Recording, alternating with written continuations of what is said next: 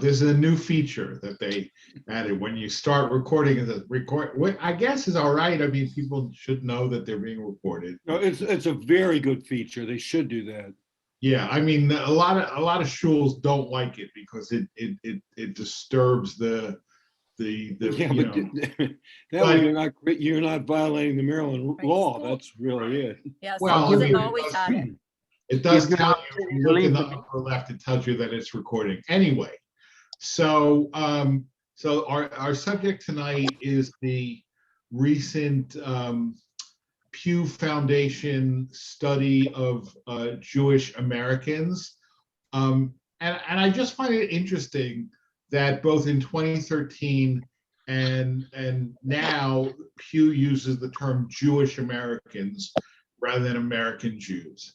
And I don't want to get into a whole debate about that, but I do think, and it's very interesting. I remember when we were in Hebrew school, we would always say, "Are you a Jewish American or American Jew?" And I think people didn't understand the question. If you're a Jewish American, in other words, our Hebrew school teachers always said, if you say you're a Jewish American, it means that Jewish is more important than American, which is precisely the opposite, because it's the modifier that's less important. In other words, I'm an American Jew. I mean, my primary identity is as a Jew, and the flavor of Jew that I am is American.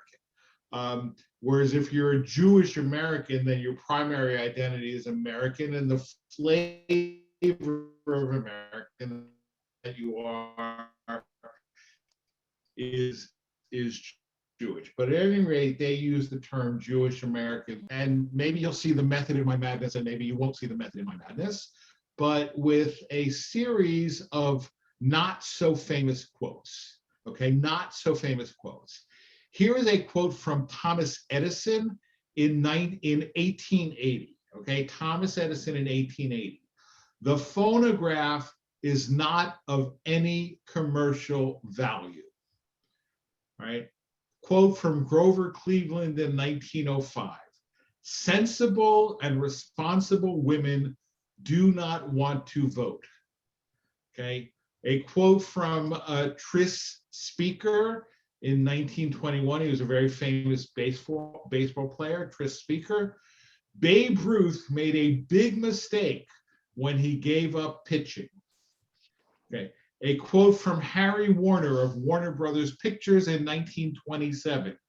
"Who the hell wants to hear actors talk?" Okay. A quote from Ken Olson, the president of the Digital Equipment Corporation in 1977.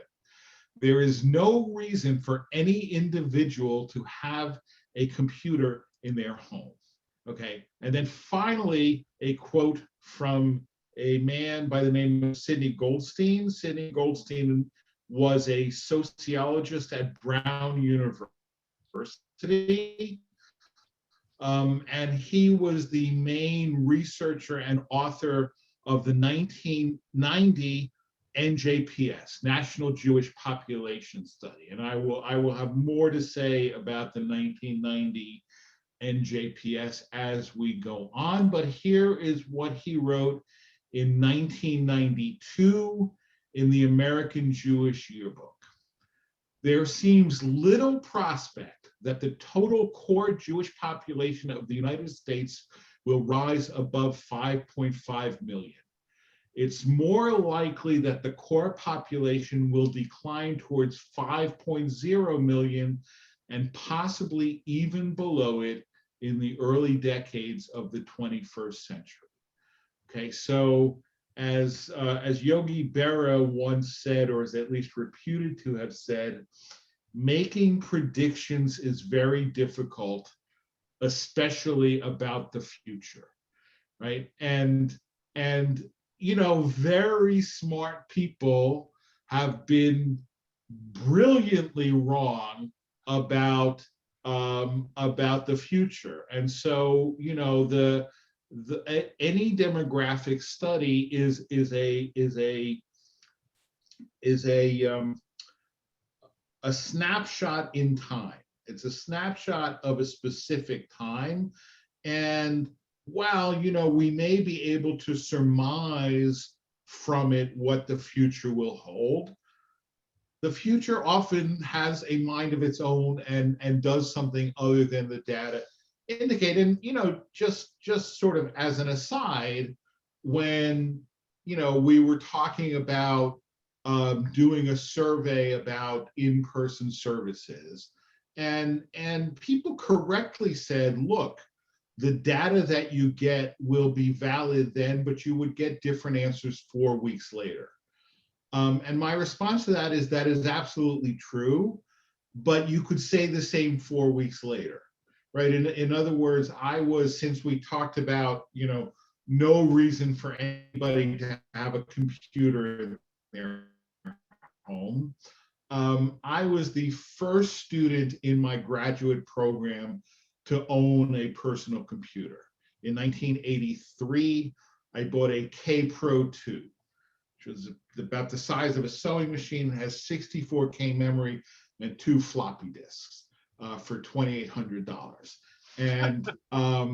And so I became by default the kind of expert in computers at Hebrew Union College. And people would ask me for their advice, and I would say, look, if you buy a computer now, be prepared for the fact that a month from now, you can get a better computer for less money. But a month from now, that will also be true, right? So at a certain point, you just have to sort of bite the bullet and jump in, meaning that the future is dynamic. Okay, so but in 1990, one of the leading sociologists said that the core population of the United States Jewish population will not rise above 5.5 million. It's likely to decline towards 5 million and even maybe less. Okay, so let's look at 10 key findings about Jewish Americans from the Pew study. Now, I sent you out the URL to the landing page of the whole study, 248 pages. Since confession is good for the soul, I will confess that I have not read all 248 pages. But I've looked at it, but there's also a kind of, executive summary or kind of pull quotes from it. And so I'm going to do a share screen for that, because I think it gives us some decent information.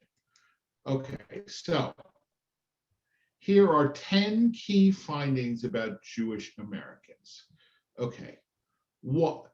Oh, and before we look at the key findings, one of the things I forgot to mention is that doing Jewish demography is incredibly, incredibly difficult, right? I mean, how do you do it, right? And in previous generations, and sometimes still when they want to do like a local study, right? Like let's say we're in Hartford, Connecticut, and we want to figure out, how many Jews are there are in Hartford, and what are their beliefs and what are their practices.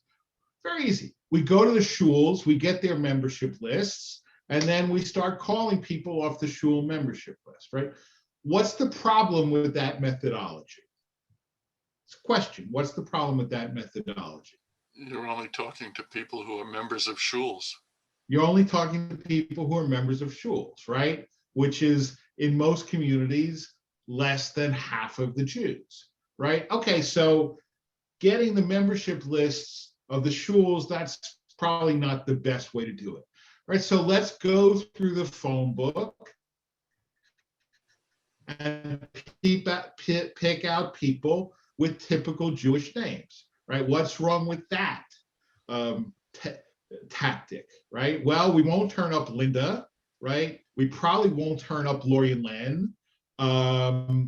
Probably won't turn up Steve. Certainly won't turn up Barnaby. I mean, he happens not to be here tonight, right?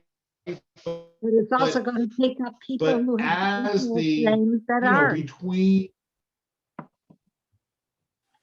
Right. No, but that's just a screener, right? That's just a screener. You call them up and then you start asking them questions, and you can drop them from you drop them from the survey if they turn out not to be Jewish, right? My But maiden name wasn't as either. the Jewish community, what? My maiden name wasn't either. Everyone always goes, "You're not Jewish," because it was Fogel, and they just thought I wasn't. I was told I couldn't have a Tay-Sachs test because I wasn't Jewish, and I was like, Okay. so Right, yeah, my name is. So the best way to do it in, up until not too long ago, which is the way marketers and demographers do things, is random digit dialing, right? You just have a machine that does random digit dialing, start to ask a few questions, and by the way, when you're trying to do a Jewish survey, you don't start off by asking, are you Jewish, right? Why? Because Jews are terrified of, and why are they asking why I'm Jewish, right?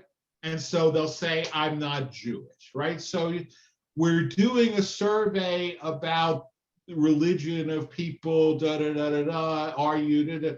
And if people say they're Jewish, then you give them, more stuff, right? Although that still doesn't turn up people who say that, well, I'm Jewish by ethnicity, by culture, but not by religion, right? So that's still a problem. But random digit dialing is now like, right? I mean, nobody answers their phone anymore unless they know who's calling, right? So random digit dialing doesn't work either. So now the way they did it apparently was actually the post office will sell you lists of essentially random street addresses.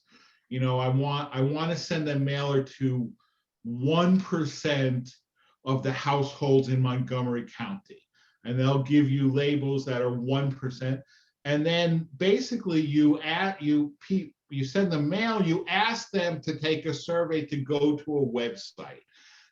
But you have to bribe them. Like, if you answer this survey, we'll pay you $10, right? Which, I mean, it's not. I've done that. I get those emails, I get those letters, and I, if I have the time, I do it, right? But so it's a completely different methodology, and therefore Pew warns us that, if you find small differences in the data between 2013 and 2020, don't make too much of it, right? It could be just due to a difference in methodology and not like a real difference in, in what you would find.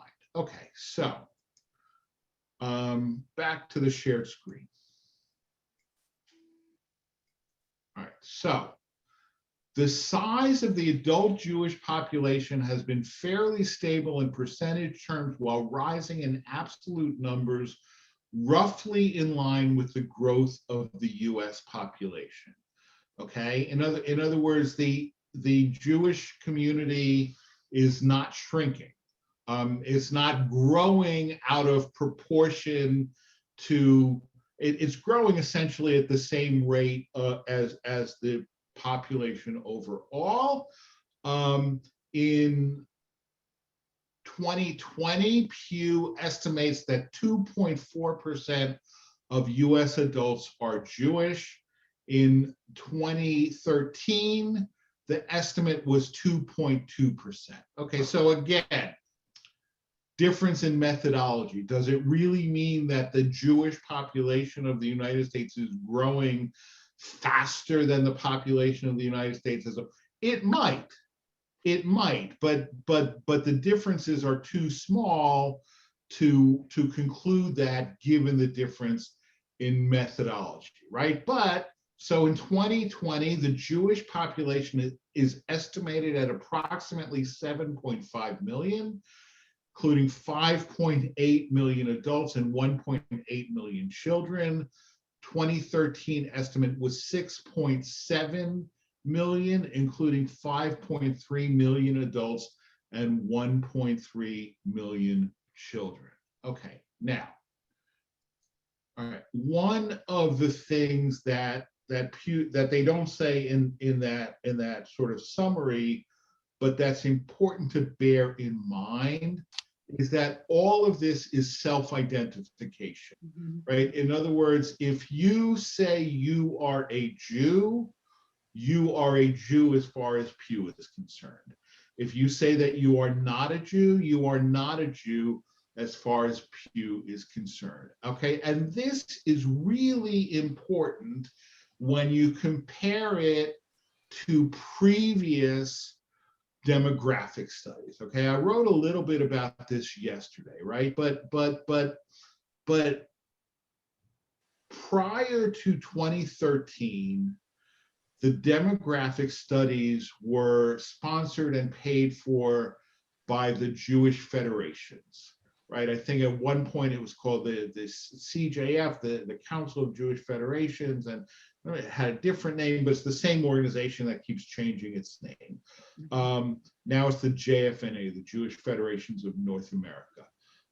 They got out of the demographic study business in 2000, right? Because there was so much criticism of their methodology that it's not worth it. We're not doing it anymore, right? And I had that.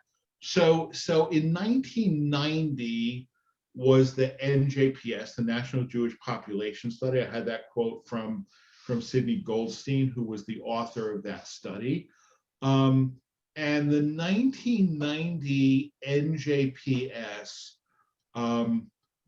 basically created mass panic among people who run Jewish organizations in the United States, because it revealed that 52% of Jews who were marrying non-Jews.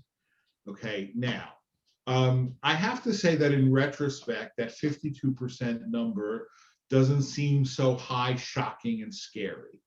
But in 1990, it was extremely high, shocking, and scary, right? But when you looked closer, and it subsequently had to be revised, it was a bogus number. Now, first of all, when you look at intermarriage rates, right, there are two different ways to measure intermarriage, okay? Let's imagine a town of 8 Jews, right? 8 Jews, and 4 of them marry Jew, and again, they're the only population, right? There's no such thing as marriage outside of this town for the purpose of this thing, right?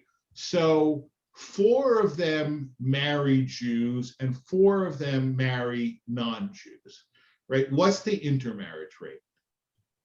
50%. What's the intermarriage rate? 50%. Alan, you're muted. You haven't given us enough information yet. Why not? Well, first off, you can marry a non-Jew and that person can convert. Well, then that's not an intermarriage. But yeah, but we're also talking about an ecosystem where there's no such thing as conversion. That's also Right. true. Yeah. I mean, it's Right. But you know, leaving this hypothetical, you could come up with either a 50% intermarriage or a 66% intermarriage, right? Depending on how you define it, right? If you define it as people getting married, whether they have a Jewish spouse or a non-Jewish spouse, then it's a 50% intermarriage rate. But if you define it by the number of weddings, right? Because the 4 Jews marrying each other yield 2 weddings, right? The 4 Jews marrying non-Jews yield 4 weddings. Gives you a 66% intermarriage rate, right? And it's often not clear which methodology is being used in looking at the intermarriage rate. But, okay, so in the 1990 NJPS, if you had one Jewish parent, you were counted as a Jew, right? Regardless of how you yourself identified, right? And then if you married somebody who was not Jewish, that's an intermarriage, right? So for example, I have two nieces, right? My brother's two daughters. My brother is my brother is a Unitarian. His wife, they're also part of the Unitarian congregation, right? She was raised as a Catholic. He was raised as a Jew.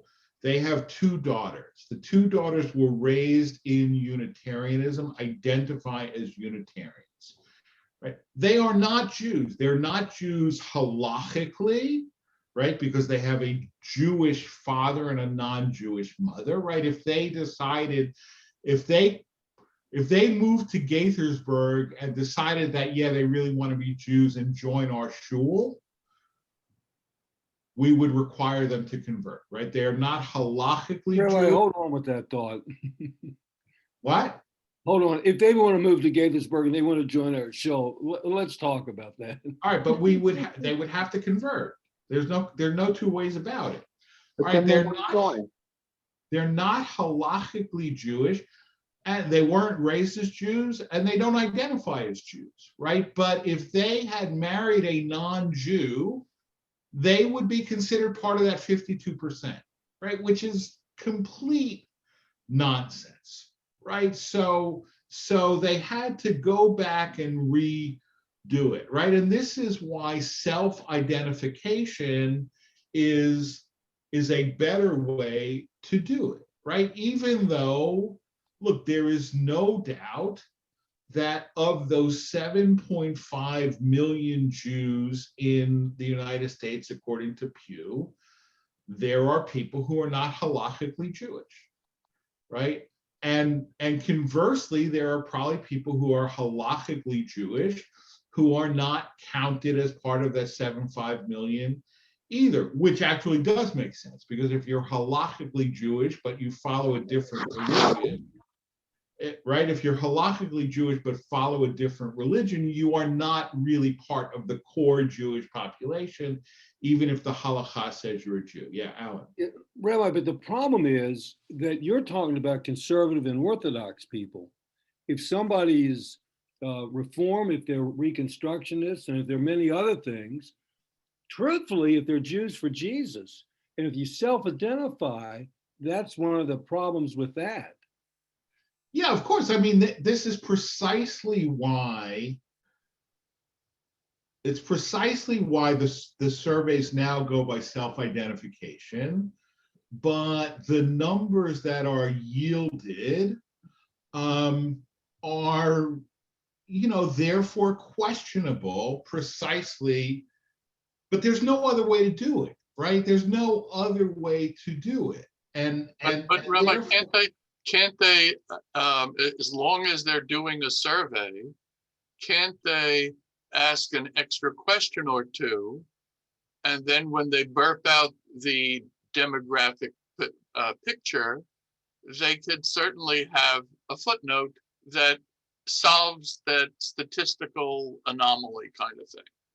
Yeah, they for sure, and I'm sure that they do. I mean, I'm sure that if somebody says, I'm sure that if, and one of the things that these surveys now do is that the data set is open to legitimate researchers, right? So I'm sure that if a person says, I am ethnically Jewish and religiously Catholic, right, you can spit out how many people identify as ethnically Jewish but belong to a non-Jewish religion, right? And then whether they should be I would probably not count them in the survey, because their attitudes and practices are likely to not, be similar to, the rest of the Jewish population, right? But certainly they do have the ability to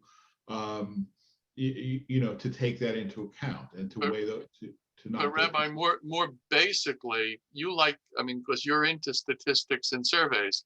So more basically, what do you think of this decision to not follow what we did last time at the expense of having to put a big caveat at the front of the executive summary about how you shouldn't compare because we changed our methodology? I mean, that's a hell of a big price to pay. No, but there's no other way around it. I mean, that the change in methodology was necessitated by a change in sociology. If you can't do a survey based on random digit dialing anymore, you simply can't, because people don't answer their phone, right? So you would come up with a survey that says, there are 87 Jews in the United States, all of them above the age of 80, right? Because the only people who have answered the phone are people who only have landlines and don't have caller ID, right? So that, I mean, you are absolutely right that in an ideal world, you don't want to change methodology from survey to survey because you want like numbers. But what are you going to do, right? In this particular case, there's no way around it. Random digit dialing simply doesn't work anymore. It simply doesn't. Rabbi, the problem is, and what I'm going to talk about, I have limited knowledge about, but I've talked to younger people that do know about it. And I know that there's some way that you can, with algorithms and whatever else, I don't understand.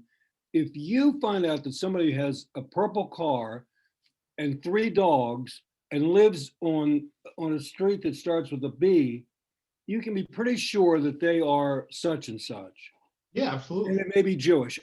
But there are scientific approaches, and they've had to do this with politics because nobody knows, yeah, I'm going to vote for him, but I really didn't. And so there are more sophisticated ways For sure. to target this. Right, there's no question. And I mean, and Pew, they're among the best in the business, right? But for marketers, I mean, if you want, there is a firm in Milwaukee called AB Data, okay? And if you want a list of all of the Jewish doctors in Maryland who play golf, they will produce that list, right? They compare their list of Jews to their list of subscribers to Golf Digest, and boom, there you go. Absolutely. I mean, people who make their living at this stuff, right? I mean, I'm just an amateur, but people who make their living at this stuff, generally know what they're doing, right? But if they have an ideological bent, right, then their data is suspect. Precisely why Pew is more trustworthy, in my opinion, on this stuff than if it was done out of Brandeis University or if it was done by the Jewish federations, right? Because they have an axe to grind that Pew really doesn't have. Okay, let's go on. All right. Like the overall US population, Jews appear to be growing more racially and ethnically diverse. All right. And this is really interesting. Overall, 9 in 10 Jewish American adults identify as non-Hispanic white, 8% other racial and ethnic categories. However, among Jews 18 to 29, the share who identify as a race or ethnicity other than non-Hispanic whites rises to 15%. Okay. Now, they don't, at least in the executive summary, don't say why that is.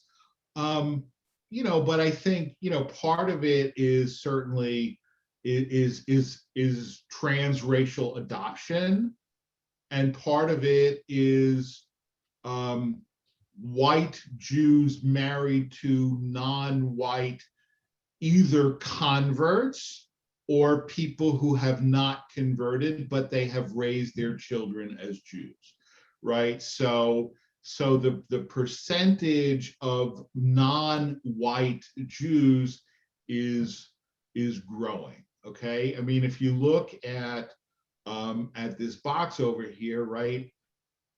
15% of Jews 18 to 29 are non-white. 3% of Jews 65 plus are non-white. Okay.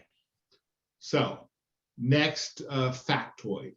US Jews are less religious than American adults overall. Big surprise, right? About 1 in 10 Jewish Americans say they attend religious services at least weekly in a synagogue, temple, or less formal setting, compared with about a quarter of US adults who say they attend religious services weekly or more. Okay, now, frankly, I have to say that I find that number of 12% of Jewish Americans attending shul at least weekly to be suspect. I think that is probably high. But I think the 27% of US adults who say they attend services weekly is also high. I mean, one of the things that we consistently find is that people overstate their religious behavior in surveys, right? Because a certain percentage of people give what they think is the right answer rather than the actual answer, right? So, but Jews are also less likely than the overall US public to say religion is very important to them. Slightly more than half of Jews say religion is not to or not at all important, all right? Around a quarter of Jews say they believe in God as described in the Bible, while 56% of all US adults say this. Now, I have a big problem with that question, right? Because God, as described in the Bible, presupposes a unitary text and a unitary picture of God, which I don't think is actually correct.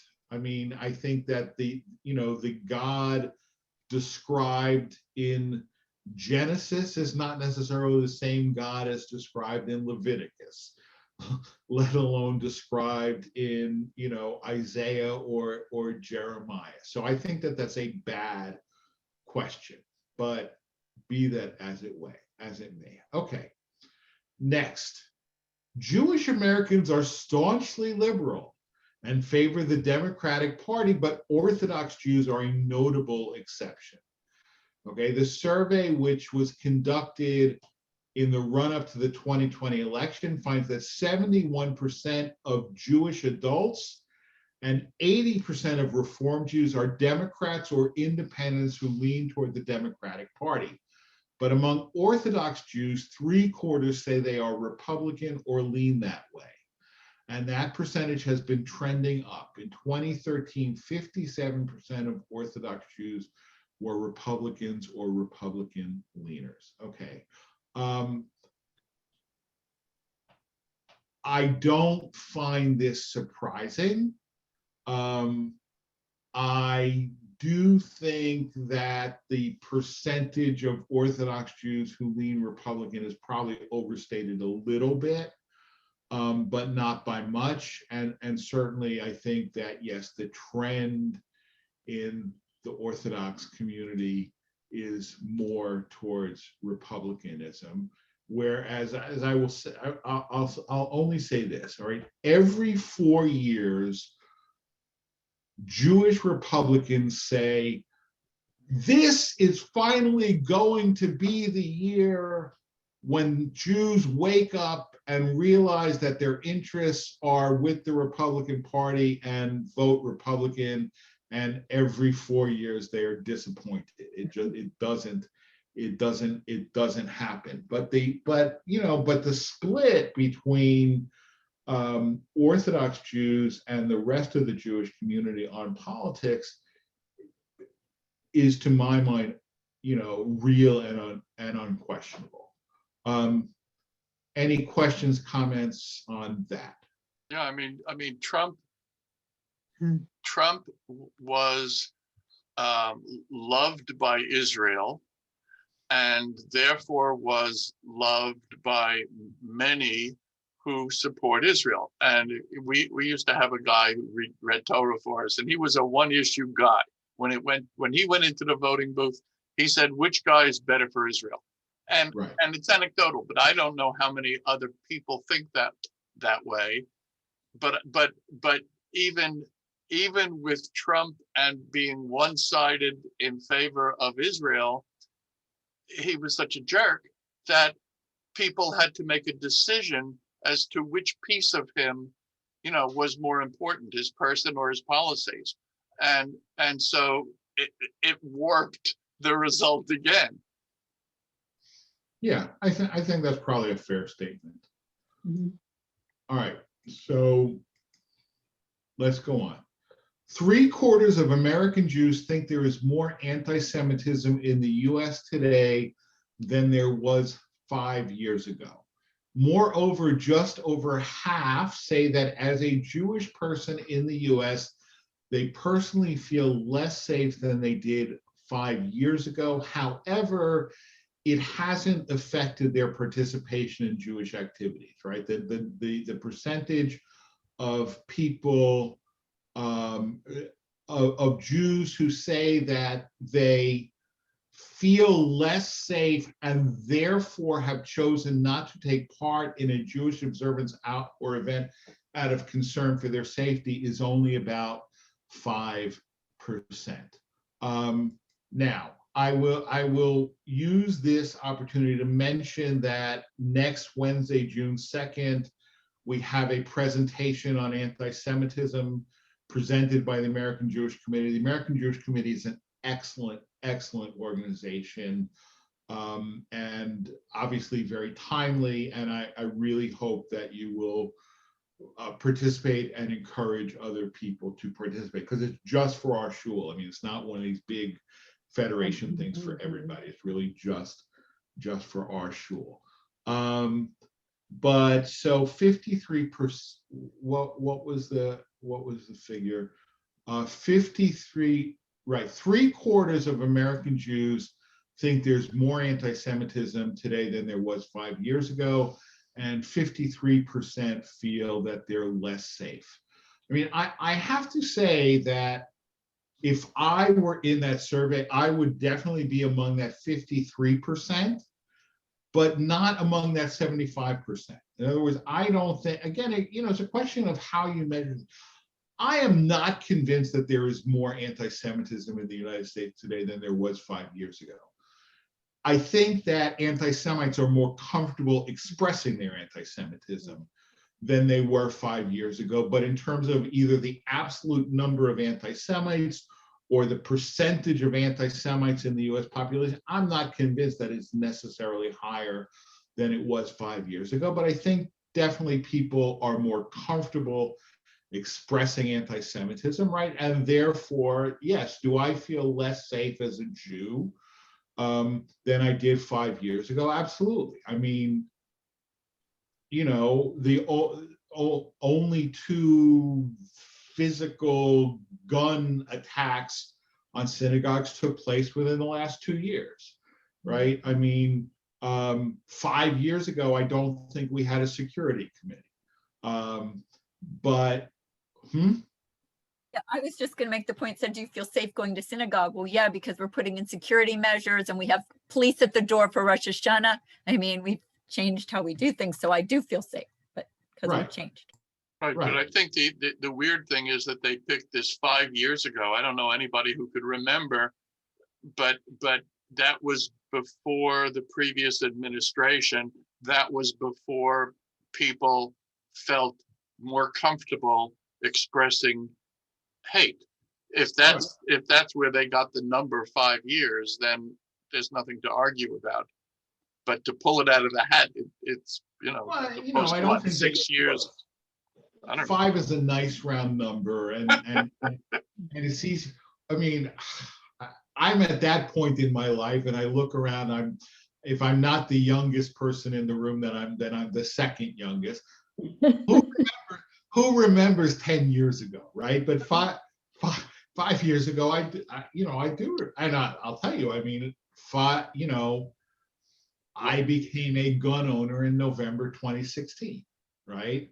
And because I felt that people are,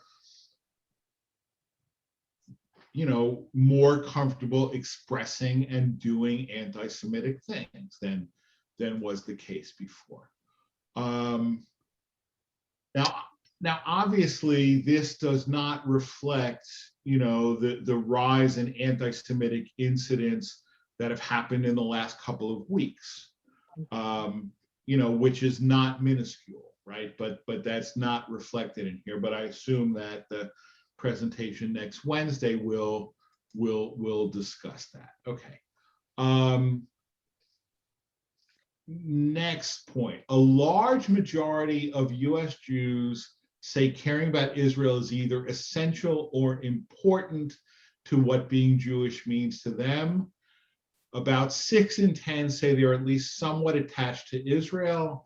Those who've been to Israel are especially likely to feel this way. However, and Mike, this gets back to question number 4, right? There are sharp partisan differences in attitudes towards Israel. Okay. At the time of the survey, Jewish Democrats and Democratic leaners were much more likely than Jewish Republicans and GOP leaners to say that the US was too supportive of Israel, right? In other words, 29% of Jewish Democrats felt that the US was too supportive of Israel. 5% of Jewish Republicans felt that way. More than half of US Jews gave a negative rating to Benjamin Netanyahu, but 63% of US Jews say they think a way can be found for Israel and an independent Palestinian state to coexist peacefully. Okay. So, again, personally, I don't find this surprising. I do think that if you look at Jewish organizations versus rank and file Jews, you would not guess that more than half of American Jews are unfavorable towards Netanyahu. I don't think. But but the fact that 63% of Jews are still hopeful that there can be a peaceful resolution to the crisis is interesting. Okay. Majorities of US Jews engage in cultural activities like cooking Jewish food, sharing holidays with non-Jewish friends, visiting historical Jewish sites, etc., etc. Okay, so Jews, participate in Jewish cultural activities at very high levels. All right, younger Jews are more likely than older Jews to identify as Orthodox and more likely to say that they do not belong to any particular branch of Judaism. Right now, obviously not the same younger Jews, right? In other words, right there, but there is a tendency in the younger population to move in one of two directions, either towards Orthodoxy or to saying I'm Jewish, but I'm not Reform or conservative or Reconstructionist or whatever. Either I'm just Jewish or Jewish but not religious, right? So, but what's interesting is that the overall percentage of the American Jewish community who identify as Orthodox is holding steady or even declining, right? It was 10% in 2013 and has been 10% for a long time. It's 9% now. Again, methodology, I wouldn't say that it's actually declining, but it's not growing. Now, will it grow in the future because of young Jews who identify as Orthodox? Maybe, but historically, I mean, everybody in this room is descended from Orthodox ancestors, right? So, will Orthodoxy be more successful at holding its own in the future than it has been in the past? I don't know. I have no idea. Now, members of different branches of American Judaism generally do not feel they have a lot in common with one another. Okay, around half of Orthodox Jews say they have not much or nothing at all in common with Reform Jews, and a majority of Reform Jews reciprocate those feelings. 39% they have not much in common with the Orthodox, and 21% say they have nothing at all in common. Just 9% of Orthodox Jews feel they have a lot in common with Reform Jews and vice versa. In fact, both groups are more likely to express feelings of commonality toward Jews in Israel than toward each other, okay, which is interesting, but I also think, to me, this group of statistics is the saddest finding of the survey, right? And they're just highlighting Orthodox and Reform as kind of the two extremes, right? But I feel that if you're a Jew, I have a lot in common with you, full stop, right? Whether you're Orthodox, Reform, Israeli, Hasidic, whatever. And the fact that Jews feel that they don't have a lot in common with Jews of different types is I think sad and unfortunate. Finally, okay, about 4 in 10 married Jews have a non-Jewish spouse, but intermarriage rates differ within subgroups. For example, intermarriage is almost non-existent among married Orthodox Jews, 2%, while nearly half of all non-Orthodox Jews who are married say their spouse is not Jewish. Intermarriage is more common among those who have married in recent years. If you got married since the beginning of 2010, 61% have a non-Jewish spouse, compared with 18% who got married before 1980. Intermarriage is more common among Jews who are the offspring of intermarried parents, okay? Perhaps not a big surprise there. Now, again, this shows to me that 2% figure of intermarried Orthodox Jews is a fascinating number that shows the anomalies that you get by using self-identification, right? If you ask an Orthodox rabbi, right, can you be Orthodox and intermarried? Right? The answer is clearly no, right? It should, right? If you're intermarried, you're not Orthodox, right? That is, clearly, a line that can't be crossed. So it should be 0%, not 2%, right? But once you allow people, and when you delve into it, you find like 7% of Orthodox Jews who don't keep kosher, right? Again, absurd. Now, if you want to say 7% of people who belong to Orthodox shuls don't keep kosher, yeah, right. And that is, a part of the problem with trying to define denominational belonging, right? Does it mean that you pay dues to, an institution that has that label, or does it mean that you actually try to live by the tenets of that particular branch of Judaism, right? I mean, if we define, right, so a lot of this data is really kind of suspect in some way. All right, I just want to look at a couple of other things.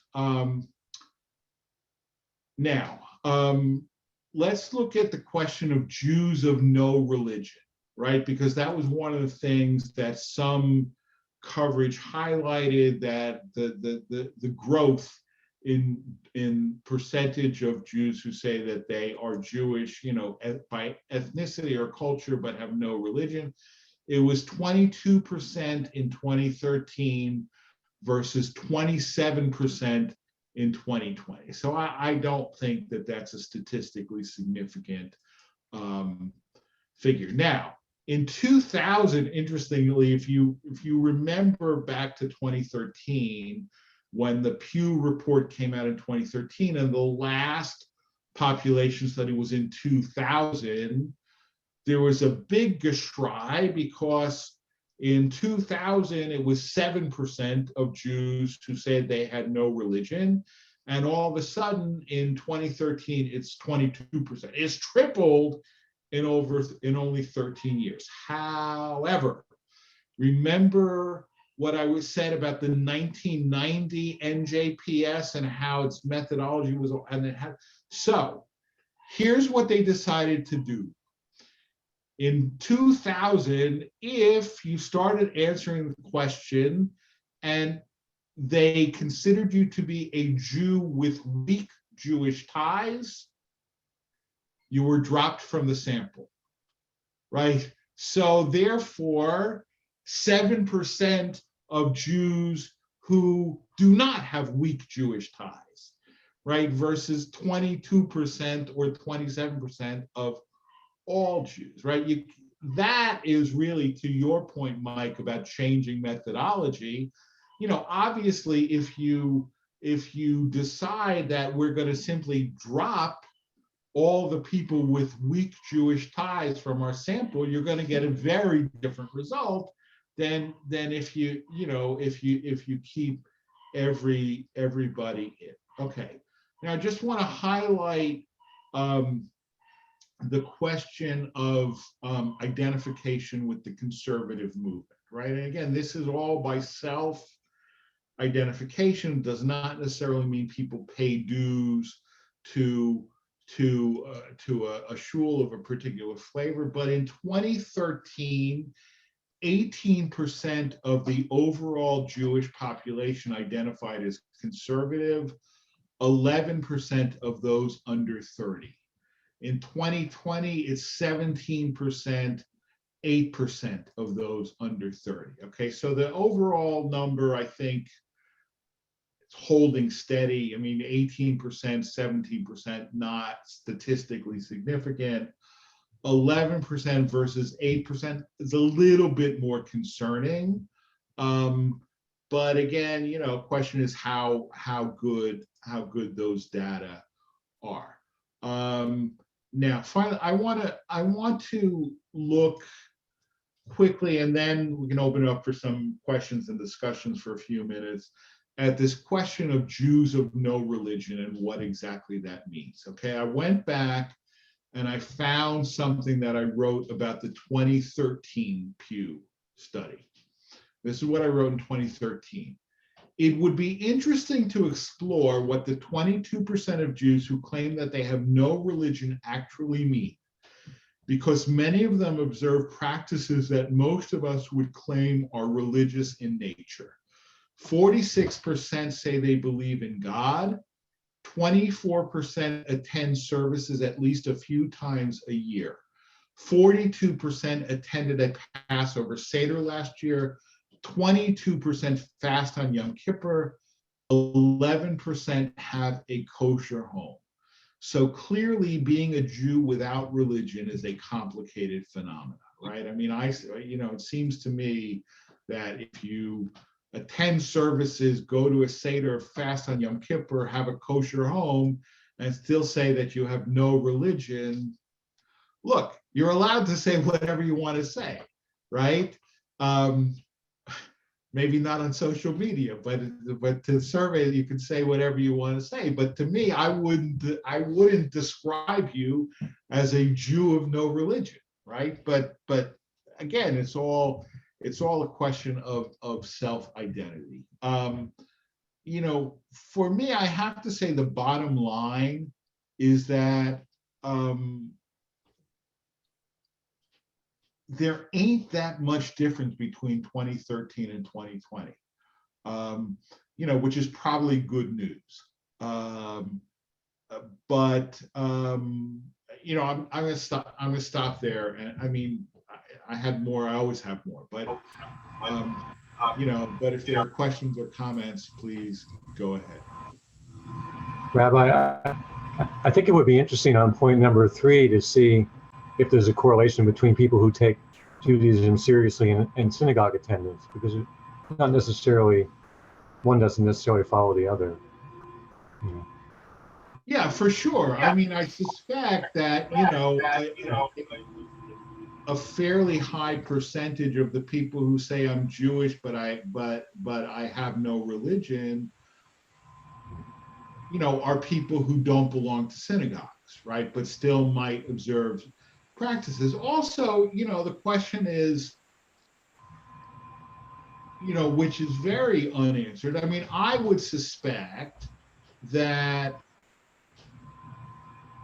a big chunk of the people who identify as conservative Jews actually belong to conservative synagogues, right? I mean, you know, I'd have to do the math, because, you know, what is the absolute number of members of all conservative synagogues in the country, and, you know, what is 8% of 7.5 million? I mean, 18% of 7.5 million. You know, I was promised there would be no math, but, you know, I suspect that you probably get, well, that gives you roughly 1.5 million, right? Are there 1.5 million members of conservative synagogues? Probably not, but you know, but certainly, I mean, if you look at the almost 30% of American Jews or more who say that they're Reform, there's certainly the number of Reform members is nowhere near the number that you would get if all of those people who said that they were Reform actually belonged to Reform temples, right? I suspect that, you know, a significant percentage of people who identify Reform mean by that, I don't really care very much, so I guess that makes me Reform, right? Which is not, you know, not a happy reflection on Reform Judaism. Mike. Yeah, I think that among the in the conservative universe, it's not at all surprising that there are more people who identify as conservative than that belong in shuls, because the conservative model for 50 years was, you know, you have to get your kid bar mitzvahed, you got to punch the ticket. In order to get your kid bar mitzvahed, you got to get him educated. In order to get him educated, you got to join a shul until he's 13, then you can quit. And Right. So we had what I call throughput. And so here in Montgomery Village, there are far more ex-Kehillat Shalomers than there are Kehillat Shalomers, because they went through the system and escaped, you know, with very few injuries.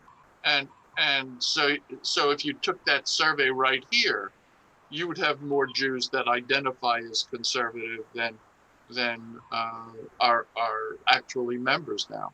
And I think it's it's a nationwide thing Right. that happened over 2 generations. Right. The interesting question, and I don't know the answer for this particular survey, right? But, you know, historically, demographic studies as a snapshot in time have generally had about a 50% affiliation rate, right? But because of that throughput that you described, are you currently affiliated? 50%. Have you ever been affiliated? Closer to 80 or 90%. Yeah. Right now, the question is whether that holds true in the future. Now, if you remember in 2017, there was a study of the greater Washington community, right, which the biggest surprise of, well, there were a few things. I mean, the biggest surprise was that there are more Jews in Northern Virginia than there are in Montgomery County, which blew everybody's mind. The other thing is that, you know, the absolute number of synagogue members from, I forget when the previous survey was, but let's say 2000, right? The absolute number of synagogue members in Greater Washington from 2000 to 2017 is about the same. Absolute numbers. However, the population itself grew by over 25%, right? So synagogue members as a percentage of the population, right? And it was revealing that more than half of kids whose parents said that they were Jewish, in other words, I am a Jew raising Jewish kids, or I am a non-Jew married to a Jew but raising Jewish kids, less than half of those kids were getting any formal Jewish education at all.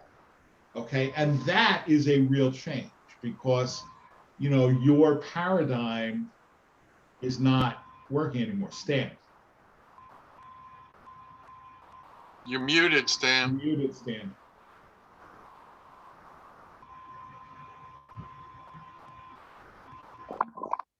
Question that's bothered me forever is, how do you define a conservative Jew? Membership to a synagogue? No, I mean that's a great question, right? I mean, and I look, I frankly prefer not to answer, right? Because if you want to say, you know, and this is the difference between, you know, Orthodoxy and the other branches, right? Is that most Orthodox rabbis will say, you know, that there's a difference between being a member of an Orthodox shul and being an Orthodox shul, right? That, you know, for sure we have members who aren't Shomer Shabbos, who don't keep kosher, certainly who don't, you know, observe Taharas HaMishpucha, whatever. They're members of Orthodox shuls, but they're not Orthodox, right?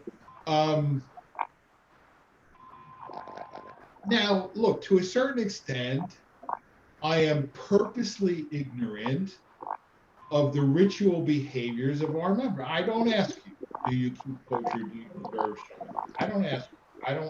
I've never, ever asked anybody that question. You know, do I want to write those people out of the conservative movement?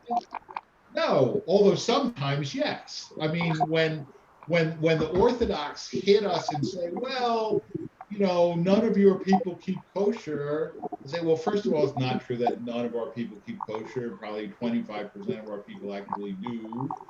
But, you know, what makes somebody really a conservative Jew? I don't know that I have an answer to that. And frankly, I don't know that I want to, because I certainly don't want to start writing people out of the movement because if they don't, you know, observe this, that, or the other ritual. But it's a very legitimate question. So it's simply affiliation. If you're affiliated to a conservative synagogue, you're a conservative Jew. Maybe, but what if you are fully observant according to conservative norms, but don't belong? right? And you identify as a conservative.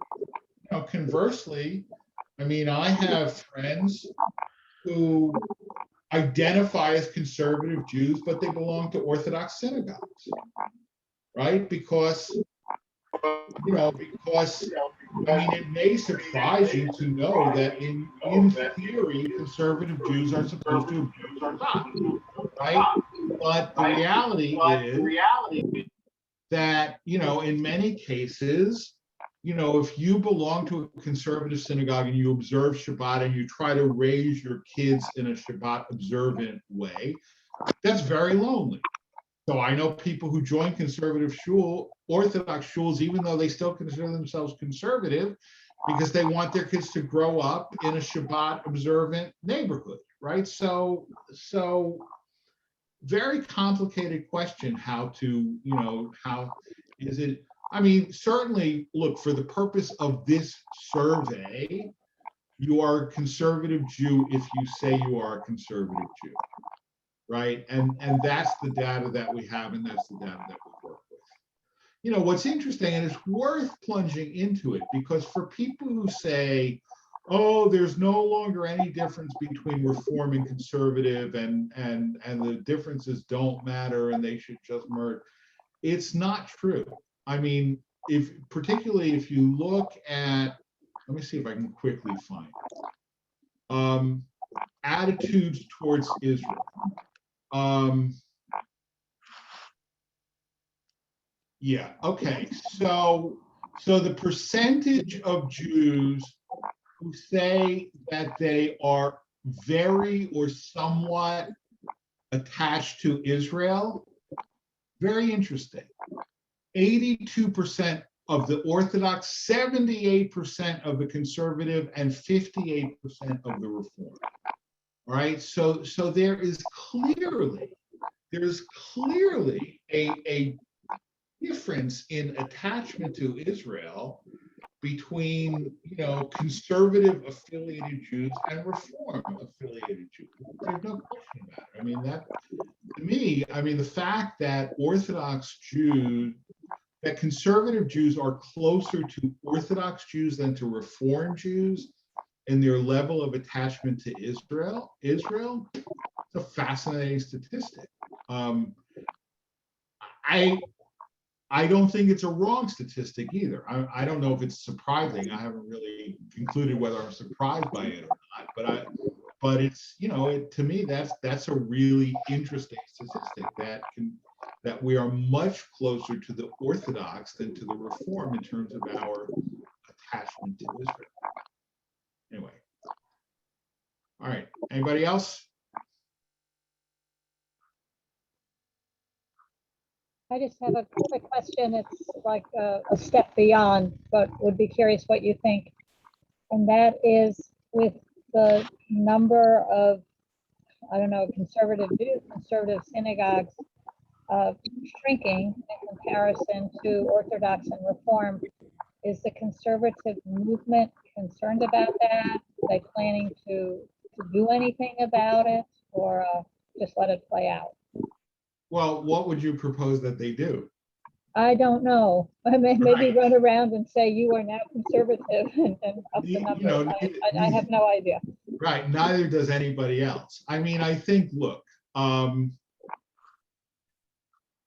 institutionally, I think the conservative movement is concerned, right? I mean, I actually answered this question in another class a few weeks ago. I don't even remember what the question was, right? But I am not worried personally about the future of the conservative movement. I am certainly, I mean, the survival of conservative institutions is a different question, right? But I think the conservative movement in America, at least, will always exist because it has to exist, right? There has to be a place for Jews who want to take their Judaism very seriously, who are traditional, even if not observant, and feel that they don't want to. I hate to use this term, but I will because we're speaking, among ourselves, who don't want to water down their Judaism excessively, but also want to be full participants in American society, right? And that is the niche that we occupy. I mean, it's the difference between a Jewish lifestyle and a Jewish style life.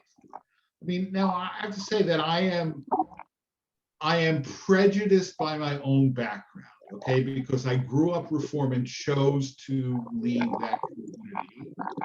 And I frankly have a fairly negative view of it. I mean, I think that a lot of Reform Jews are not very serious about their Jewishness. And I think that, we have a far higher percentage of people in our congregations who are serious about their Jewishness. I mean, I'm less wedded to the idea that there needs to be a united synagogue or a women's league for conservative Judaism than I am that there is a place where the ideology of conservative Judaism continues to still live out. Yeah. All right. On that cheerful note, Lila Tov and Shabbat Shalom. Laila Tov, Lila Shikoah. Tov, Thank thank night. you. Lila Tov. Lori, the problem around here is